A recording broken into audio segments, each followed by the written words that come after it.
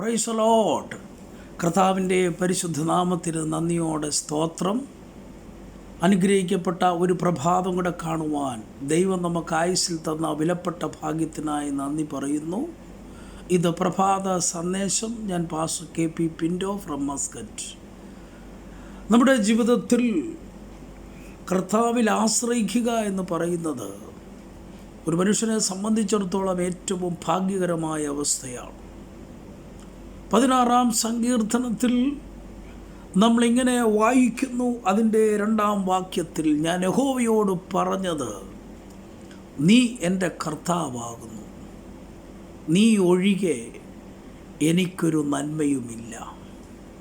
ഇവിടെ മലയാളത്തിൽ നമ്മൾ കാണുന്നു, ഞാൻ യഹോവയോട് പറഞ്ഞത്, നീ എൻ്റെ കർത്താവാണ്, യു ആർ മൈ ലോർഡ്, നീ ഒഴികെ എനിക്കൊരു നന്മയുമില്ല. എൻ്റെ കർത്തൃത്വം നടത്തുന്ന എൻ്റെ എല്ലാ കാര്യങ്ങളും ഉത്തരവാദിത്വത്തോടെ നിർവഹിച്ചു തരുന്ന സർവശക്തനായ ദൈവമാണ് അങ്ങ് എന്ന് ദാവീദ് പ്രഖ്യാപിക്കുകയാണ്. എന്നിട്ട് താൻ പറഞ്ഞൊരു വാക്ക്, നീ ഒഴികെ എനിക്കൊരു നന്മയുമില്ല. ഈ പ്രഭാതത്തിൽ നമുക്ക് ദൈവമുഖത്തേക്ക് നോക്കി പറയുവാൻ കഴിയണം, നീ എൻ്റെ കർത്താവാണ്, അങ്ങ് എൻ്റെ കർത്താവ് തന്നെയാണ്. എൻ്റെ സകല ഉത്തരവാദിത്വവും ഏറ്റെടുത്ത് എന്നെ ഇതുവരെയും ജയോത്സവമായി നടത്തിയ ദൈവമേ, യു ആർ മൈ ലോർഡ്, നീയാണ് എൻ്റെ കർത്താവ്, നീ ഒഴികെ എനിക്കൊരു നന്മയുമില്ല. ദൈവത്തെ മാറ്റി നിർത്തി, ദൈവികമായ അനുഭവങ്ങൾ മാറ്റി നിർത്തി, ദൈവത്തിലുള്ള വിശ്വാസവും ദൈവത്തിലുള്ള പ്രത്യാശയും മാറ്റിവെച്ച് ഒരു ഭക്തനെ സംബന്ധിച്ച് അവരൊരിക്കലും അനുഗ്രഹം പ്രാപിപ്പാൻ സാധ്യമല്ല. അതുകൊണ്ട് തന്നെ ദാവീദിനോട് ചേർന്ന് നമുക്ക് ധൈര്യമായി പറയാൻ കഴിയും, നീ ഒഴികെ എനിക്കൊരു നന്മയുമില്ല.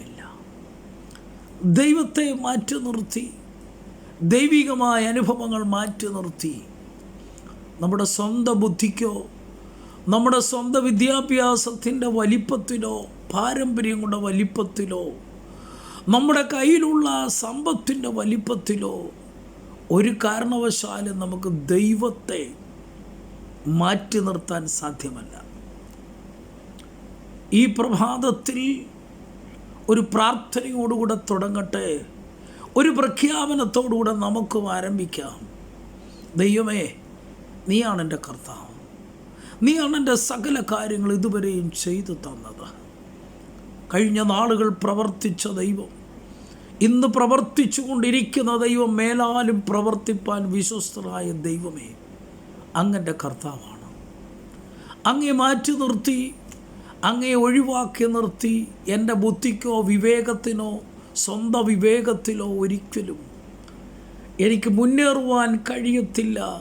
അങ്ങനെയുള്ള എൻ്റെ മുന്നേറ്റങ്ങൾ, എൻ്റെ സ്വന്തമായ പരിശ്രമങ്ങളെല്ലാം പരാജയമാണ് എന്ന് സമ്മതിച്ചുകൊണ്ട് ഒരു ജീവിതത്തിൽ ഒരു തുടക്കം, ഒരാരംഭം കുറിക്കുവാൻ കഴിഞ്ഞാൽ ഈ പകൽ, ഈ ദിവസം നമുക്ക് ഏറ്റവും അനുഗ്രഹമായി തീരുകയാണ്.